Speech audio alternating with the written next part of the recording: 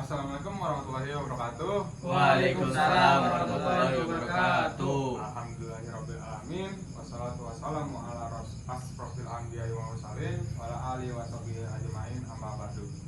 Segala puji bagi Allah Tuhan Alam yang telah menimpakan karunia nikmat sehat, nikmat iman hingga kita bisa bertemu pada pertemuan kali ini.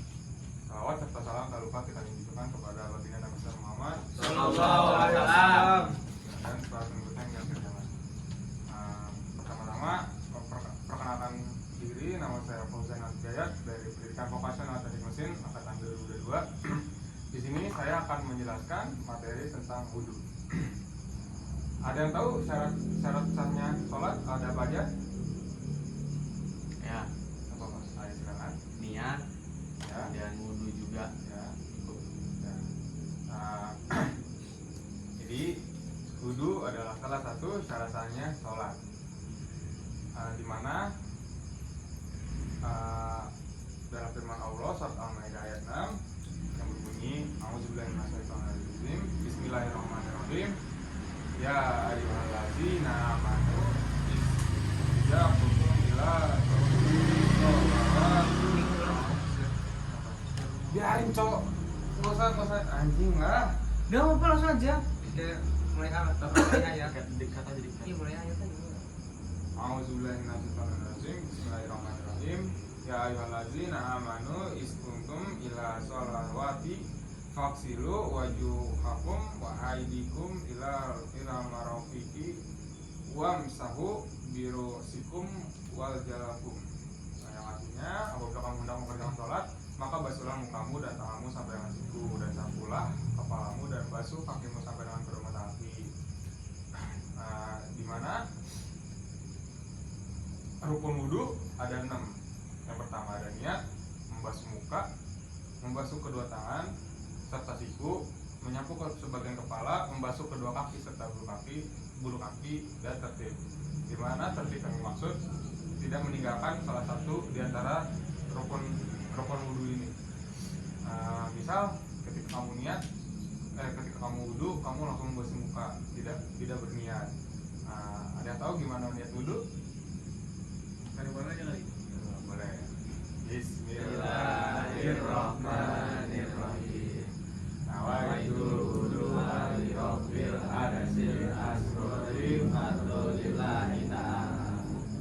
Jadi setelah berniat, lalu setelah itu melakukan membasuh muka. Jadi membasuh muka dari seluruh muka sampai bersih. Lalu yang kedua membasuh kedua tangan serta siku, tidak lupa sela-sela jari. Setelah tangan sudah selesai, lalu menyapu sebagian kepala, lalu membasuh kedua kaki serta bulu kakinya, jangan lupa. Lalu setelah selesai semuanya, membaca doa setelah wudhu. Ayo kita baca bareng-bareng. Bismillahirrahmanirrahim. Asyhadu an la ilaha illallah wa asyhadu anna Muhammadan abduhu wa rasuluh. Allahumma ij'alni minat tawabina waj'alni minal mutatahhirin waj'alni min ibadikas sholihin. Lalu ada beberapa keringanan ketika tidak ada air berwudu. Salah satunya adalah tayamum dengan debu. Jadi ketika ada satu titik debu, kita bisa melaksanakan wudu dengan tata cara berikut. Misal ada debu di meja, kita usap-usap, lalu basuh ke muka, basuh ke tangan ini, lalu setelah selesai kita bisa melaksanakan sholat. Berikutnya ada pertanyaan? Ya, Nah, hal-hal yang membatalkan wudu itu apa saja? oke. Hal-hal yang membatalkan wudu. Yang pertama, keluarnya angin dari lubang dubur, lalu kencing, makan makanan berat, dan banyak hal lainnya. Terus ya seperti itu hal-hal yang batalkan wudu. Ada pertanyaan lagi? Saya mau bertanya Pak, Silakan. kalau misalkan saya sudah wudhu nih, terus Nah, berpapasan sama wanita Ya. atau ibu tuh, tapi Ya. nggak sengaja, apa kena tangannya? ya. Gimana tuh hukumnya? Sebagaimana yang saya ketahui, ketika kamu bersentuhan dengan wanita, maka wajib kamu mengulang wudhu kamu, kecuali wanita tersebut adalah ibu kandung kamu. Itu tidak perlu atau mungkin bukan suatu kewajiban untuk mengulang wudhunya. Kalau ibu kamu Kalau ibu kosan ibu kandung kamu mungkin tidak perlu. Oh iya, ada satu hal yang menjadi pertanyaan. Misal ada satu pihak yang mengatakan kalau minum itu membatalkan wudhu dan tidak. Itu balik lagi kepada kalian yang mau mempercayai apa yang kalian percayai. Lalu berikutnya mungkin ada pertanyaan lagi sebelum saya akhiri. untuk tayamum itu tayamum bergunanya berapa kali? Maksudnya jika kita tayamum nih, kita sudah sholat, kemudian selesai sholat kita mau sholat lagi, apakah harus tayamum lagi apakah tidak?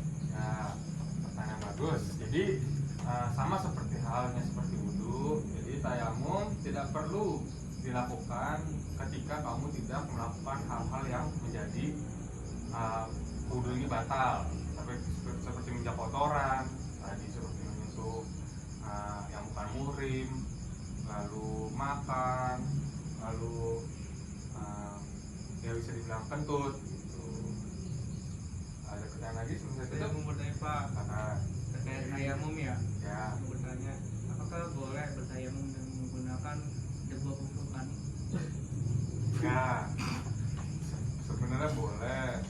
Kalau kamu masih hidup setelah kamu berwudu dengan boleh. Tapi kalau misalkan tidak hidup, ya terserah kamu. Ya. Itu sepintar-pintarnya kamu karena kamu sudah besar dan kamu sudah balik. Jadi pertanyaan bodoh seperti itu baiknya dikit. Apakah cukup? Pak, saya mau nanya Pak, Ya. kenapa sih Pak kita harus wudhu? Kenapa kita harus wudhu? Karena wudhu adalah salah satu syarat sahnya sholat. Di mana kalau kamu tidak melakukan syarat sah sholat ini, maka sholat kamu tidak diterima. Tuh. Bagus Pak. Ya, sama. Pak, mau tanya Pak, Ya, silakan. pas wudhu pas bagian kubur-kubur kan 3 kali tuh, Ya. tapi air yang keluar tuh cuma 2 kali, gimana Pak? Ya, itu bisa jadi ketelan ya. Itu tidak apa-apa karena memang sebenarnya tidak boleh ya. Iya. Karena tertib harus tertib.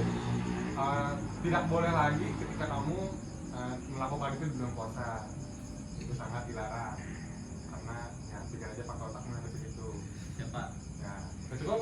Cukup, Ya. cukup. Baik, terima kasih. Mohon maaf apabila ada salah-salah kata karena yang baik datangnya dari Allah, yang jelek datangnya dari saya pribadi.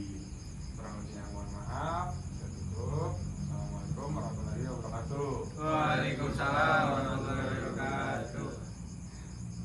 Bang, coba cek. Ada apa cek?